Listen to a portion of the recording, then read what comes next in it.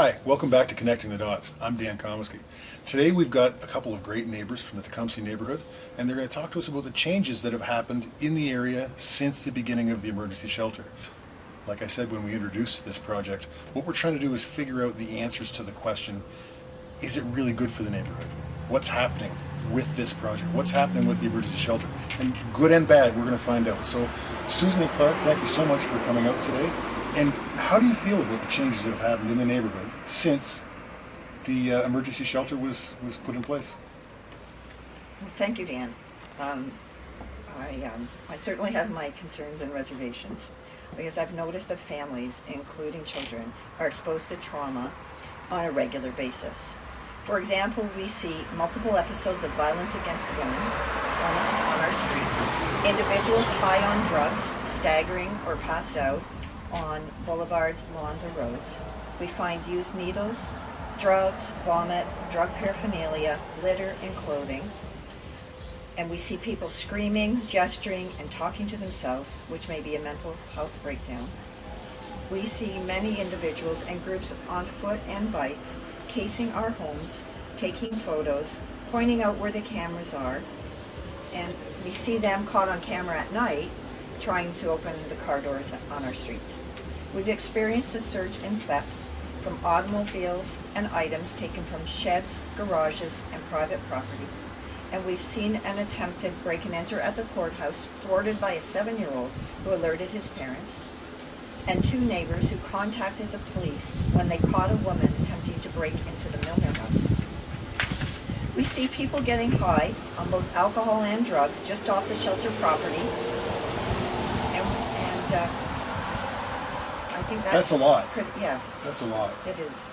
It's a tremendous. I guess what I've noticed personally is just that there are people on the street arguing with one another, shouting obscenities, and my big concern when this was proposed was just the effect that it was going to have on the neighborhood, on the children in the neighborhood, and as a result of that sort of behavior, we have children that are afraid to go down the street to visit their friends, that are afraid to play on their front lawn, and that's something that I knew I would miss, and it's something that I'm already 2 months in missing.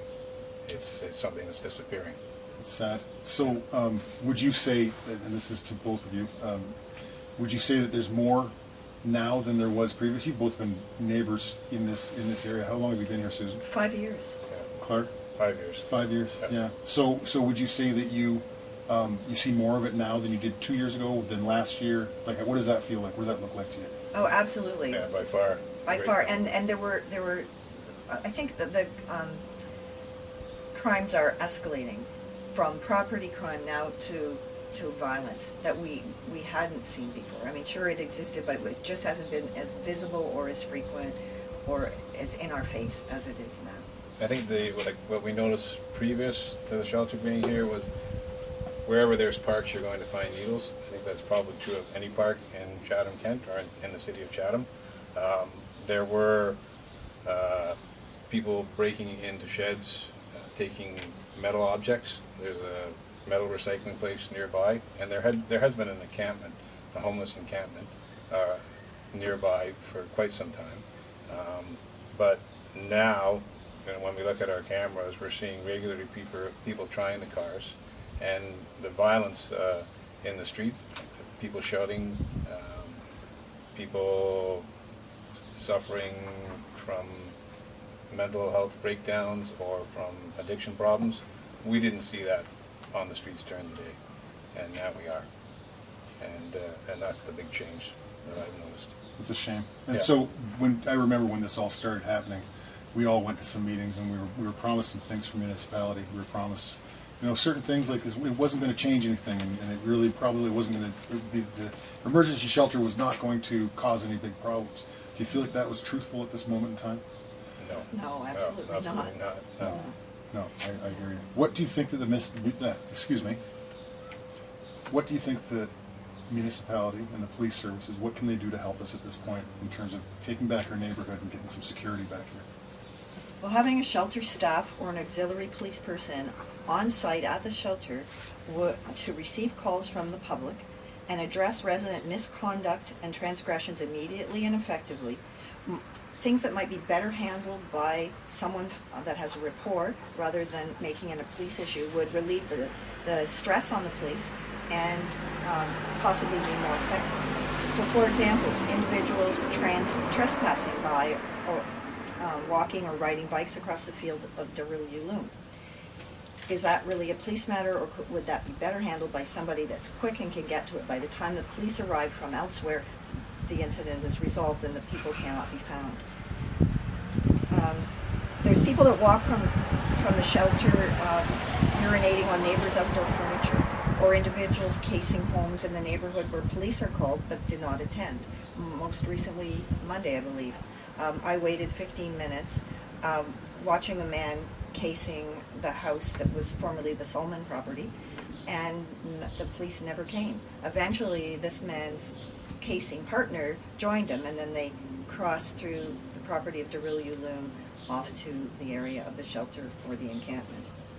I guess another thing I'd like to see are visible and frequent auxiliary police patrolling, riding their bikes, walking, or even driving down our streets. And I understand that some of that has occurred, but I'd like to see it. And I've just seen one example, and I asked about 36 people if they'd ever seen any patrols, and 3 people confirmed that they had.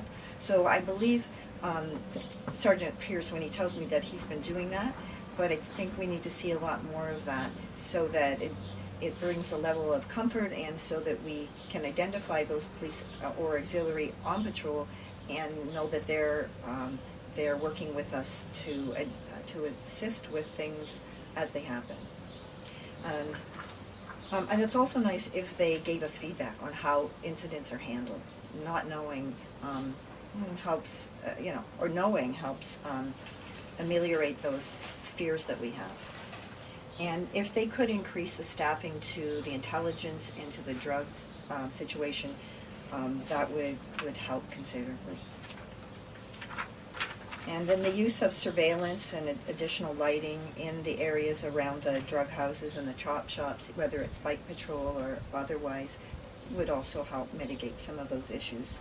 And if they could also monitor the loads of stolen metal for the possibility that some is stolen while at the recycling depot, that could help too, so that people who just lost their brand new metal table and called, being told that it might be on a load, isn't very reassuring. If they actually scan the items coming in, certainly a brand new table would be suspect in my mind, that it hasn't just been donated or that it was just thrown out.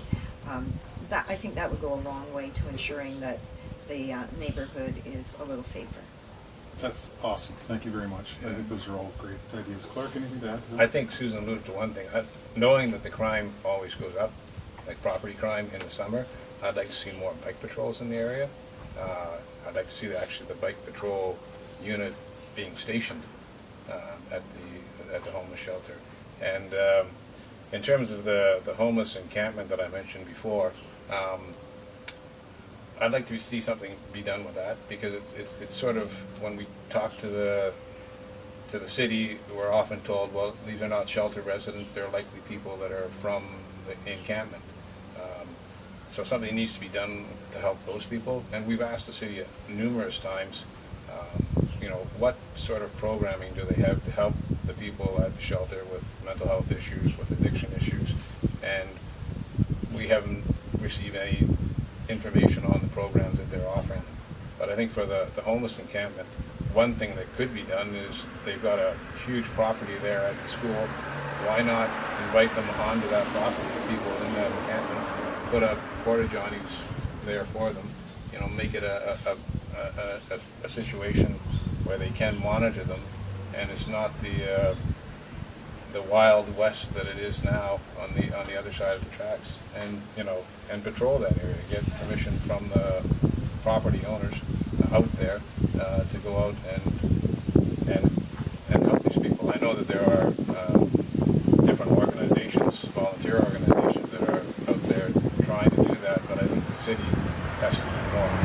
Just help the city. I agree. Yeah, I'd like to see them do that. Well, I want to thank you both very much for coming today, and I really have to say I appreciate your diligence in this circumstance and keeping track of all this information. I know you spent time putting this together, and I appreciate that, and really your courage for coming out, because it's not easy to get on camera, and I know this is a touchy subject with a lot of people, so thank you very much, both of you. No, thank you. I'm Dan Comiskey. This is Connecting the Dots.